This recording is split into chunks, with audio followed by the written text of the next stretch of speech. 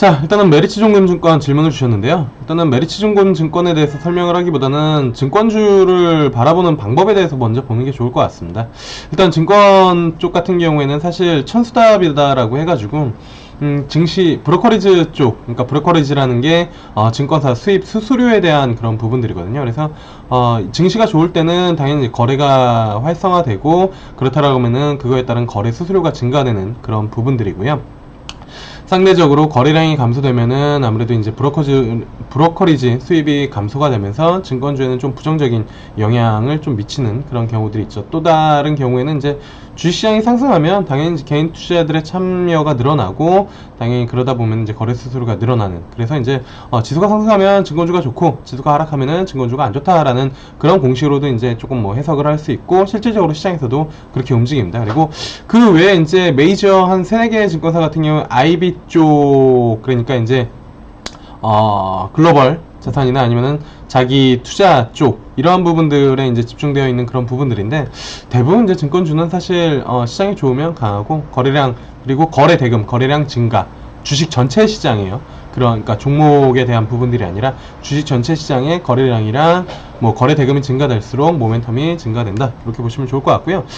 그렇다라고 하면은 사실 뭐 시장이 좋을 때는 대부분 증권주들이 같이 움직입니다. 그 중에서 이제 가장 센 거를 골라야 되는 그런 부분들이고, 보통 이제 그 브로커리지 쪽이 강하다라고 해야 되나요? 요즘에는 이제 그 비대면 거래들이 많이 나오고, 수수료의 수입에 대한 차이가 이렇게 많지는 않지만, 그래도 기존 점유율에서 사실 사람이 그렇게 많이 바뀌지 않습니다. 증권사를 거래 대금이 진짜 어마어마하게 크신 분 아니시라면은 별 차이가 많이 없기 때문에, 뭐 온라인으로 거래하시는 분들은 큰 차이가 없는데, 그래서 뭐 대부분 이제 증권주 토픽을 많이 키움증권을 뽑기를 하죠. 키움증권 또는 한국금융지주, 이제 이게 이제 한국투자증권, 옛날에 저 있었던 회사 한국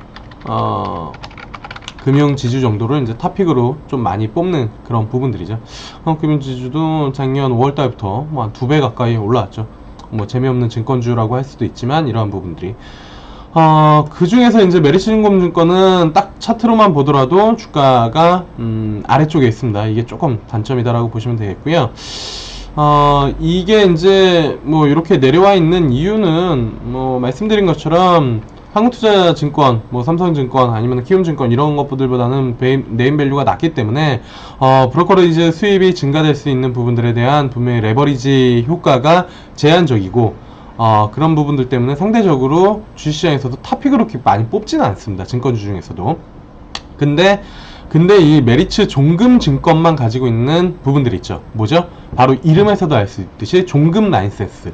옛날에는 동양종금증권이라고 그래서, 지금은 유한타증권이죠.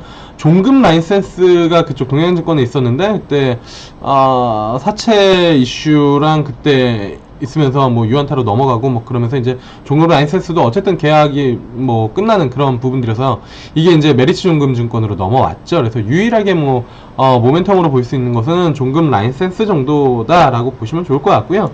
그렇다라고 하면 기관에서는 이 종목을 뭐 어떻게 보고 있느냐라고 봤을 때, 일단은 뭐 좋게 이야기는 써놓은 것 같습니다. 25,000원대가 이게 맞나요? 메리츠증권의 목표가가? 아니죠. 예, 시가총액이죠. 깜짝 놀랐네요.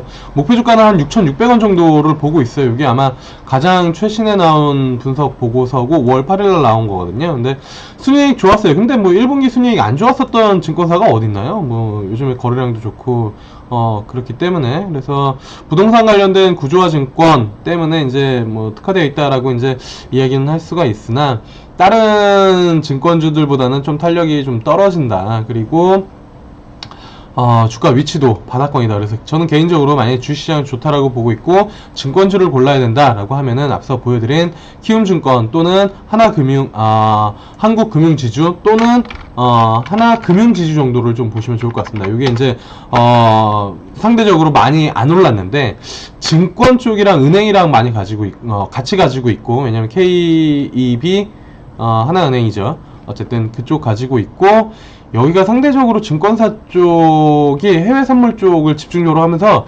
향후에 이쪽 시장이 커지면 하나금융지주가 상당히 좀 부각이 될 가능성이 좀 높다. 그러니까 그 회장 리스크만 많이 없으면, 어쨌든 그래서 저는 탑픽으로는 앞서 말씀드린 키움증권 그리고 하나 뭐죠?